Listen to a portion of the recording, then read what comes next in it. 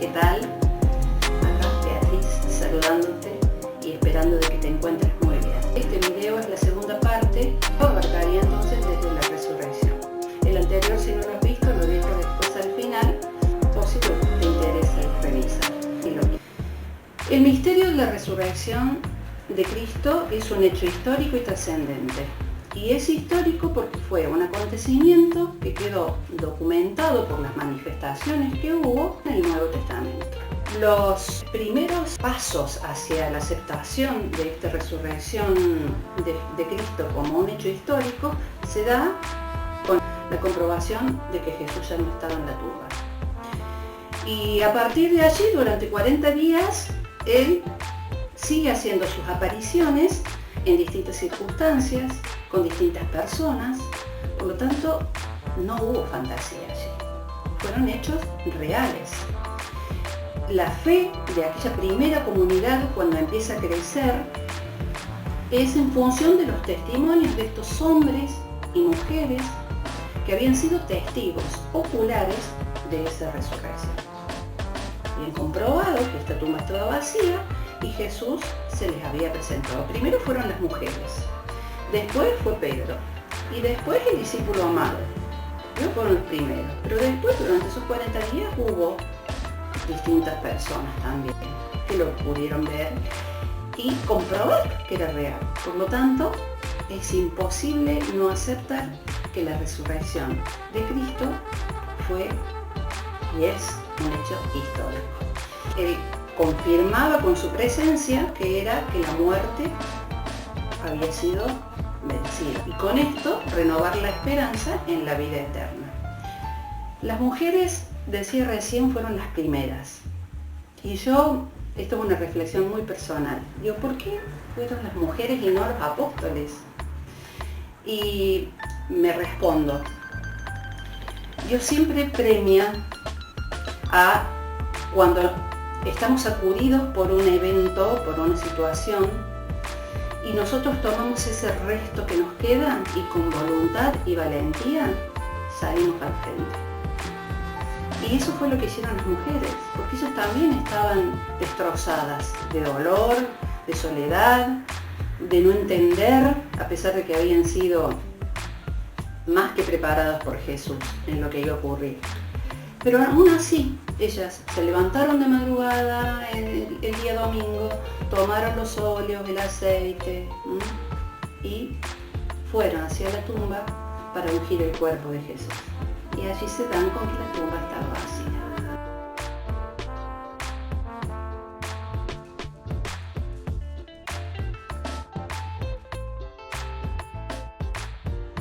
Los apóstoles, por otro lado, estaban en una situación de mucha duda, entonces encerrados también por muchísimo temor a que los judíos hicieran con ellos lo mismo que habían hecho con Jesús.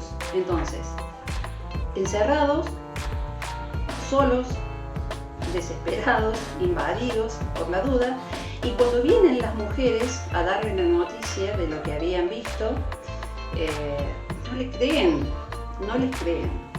Ellas insisten. Y bueno, hasta que entonces Pedro y el discípulo amado, vamos a ver si es cierto lo que dicen estas mujeres. Pero la duda siempre los atravesó, pensaban que estaban alucinando, pensaban que estaban locas, en una palabra. Y otro ejemplo que podemos citar es el de Tomás. Por ejemplo, cuando Jesús se les aparece a los apóstoles en la primera vez, que fue al anochecer de ese mismo día de Pascua, estando cerradas las puertas, Jesús se aparece entre ellos. No estaba Tomás. Y cuando vuelve Tomás y los apóstoles le cuentan que Jesús se había aparecido, él dice, no, si yo no toco con mi dedo sus heridas en las manos de los clavos, si no meto mis manos en las llagas, no creeré. Una gran manifestación de la duda ante el hecho.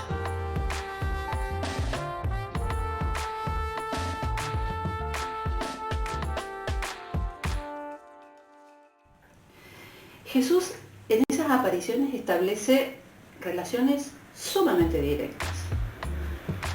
lo veían, mostraba la huella de sus heridas. En el primer encuentro, como veía la duda, ellos creían que era un espíritu, entonces le dice, ¿tienen algo de comer?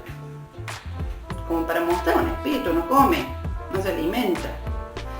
Entonces, ese cuerpo era un cuerpo físico, un cuerpo con las propiedades de cualquier cuerpo. Pero además, ya tenía este componente de divinidad y de gloria. O sea, por un lado, no estaba situado ni en el tiempo ni en el espacio. De hecho, que los apóstoles estaban encerrados, por ejemplo, y él aparecía de la nada entre medio de ellos. Y por otro lado, podía tomar una apariencia diferente, tanto que, por ejemplo, María Magdalena no lo reconoce cuando estaba en la tumba llorando porque el cuerpo no estaba. Cree que es el jardinero y le dice, si tú te lo has llevado, dime dónde lo has puesto, que yo lo iré a buscar. Y solo lo reconoce cuando Jesús la nombra. Cuando le dice, María, ahí ella reconoce que es Jesús. Y pasa lo mismo como los discípulos de Emaús.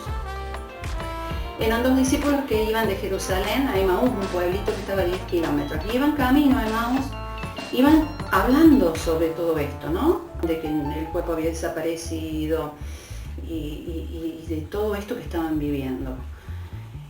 Y se aparece Jesús entre ellos, ni cuenta se dan, no lo reconocen. Y Jesús empieza a caminar con ellos y les pregunta de qué iban hablando. Y le empiezan a contar toda la historia de que había un nazareno que había realizado grandes obras y que hablaba con autoridad y con verdad y que pensaban que era el Mesías, pero que los fariseos y los maestros de la ley lo habían matado y había tenido muerte de cruz, pero que ahora se estaba comentando de que el cuerpo había desaparecido, que no sabían. Bueno, le cuentan todo. Cuando terminan de relatarle todo, Jesús les dice, hombres duros de entender, ¿o es que acaso el Mesías no debía pasar por todo esto? Lo decían las Escrituras, y les empieza a relatar las Escrituras desde Moisés hasta esos momentos. A todo esto se hace la noche, llegan a Emaús, Jesús atina como a irse, y bueno, una costumbre muy de aquellos tiempos, no de ahora, invitan a este forastero para ellos a comer.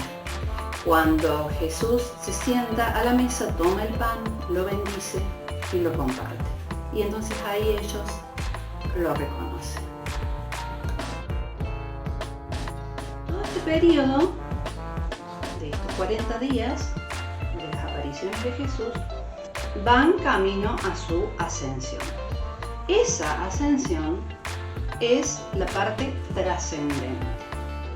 Es donde, porque ¿qué cuerpo humano puede elevarse al cielo hasta ser ocultado por una nube? Ahí realmente se pone de manifiesto esta pertenencia de ese cuerpo al dominio divino.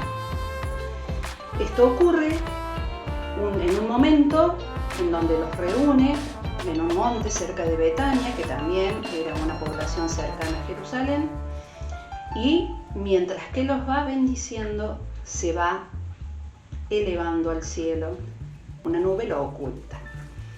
Se quedan los discípulos mirando hacia arriba y entonces aparecen 2 seres luminosos que les dicen que miran ese Jesús que acaba de irse, de la misma manera algún día volverá.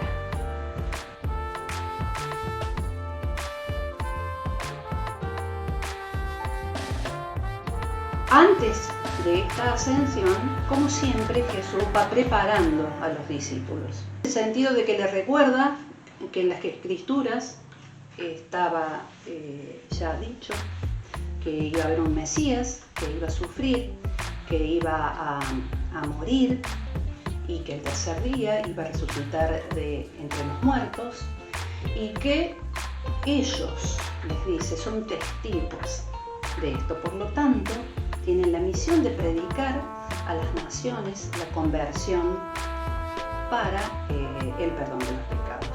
Pero que no aún, que deben permanecer en la ciudad todavía hasta recibir del cielo esa fuerza, que era precisamente el Espíritu Santo. Pasados 10 días de esa ascensión, se consuma la Pascua de Cristo, definitivamente con la llegada de ese Espíritu Santo. Estaban todos reunidos en un lugar y escuchan como el ruido de un muy fuerte viento, y entonces ven bajar como unas lenguas de fuego que se posaban sobre cada uno de ellos. En ese momento en Jerusalén había muchísima gente extranjera, forasteros.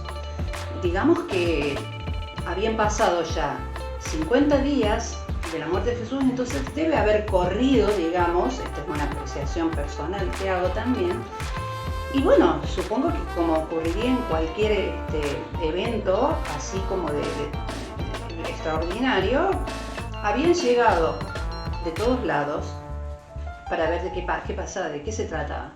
Y obviamente les llama la atención y se sienten sorprendidos cuando escuchan a los discípulos hablar en sus propias lenguas, lenguas de fuego.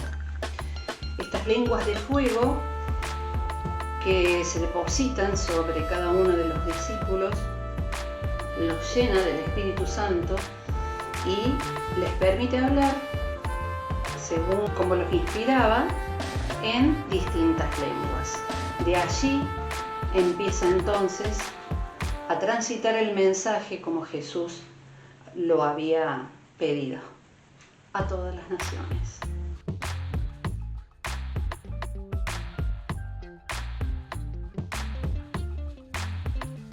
Bueno, y entonces así hemos llegado aquí hasta el final del video. Como te vuelvo a repetir, voy a dejar la primera parte por si no la has visto y te interesa verla, que abarcaba entonces de Cuaresma a Pascua. Y bueno, y te invito a que si te interesó este contenido, si te gusta el video, me dejes un like, te suscribas, me dejes un comentario o actives la campanita o sea, estas acciones son muy importantes para que el contenido pueda caminar y pueda llegar a más personas. Y además sirve para mantenernos en contacto. De hecho, la semana próxima tenía en vista un video que tiene que ver con estos hechos extraordinarios o milagros que dan fortalecimiento a nuestra fe.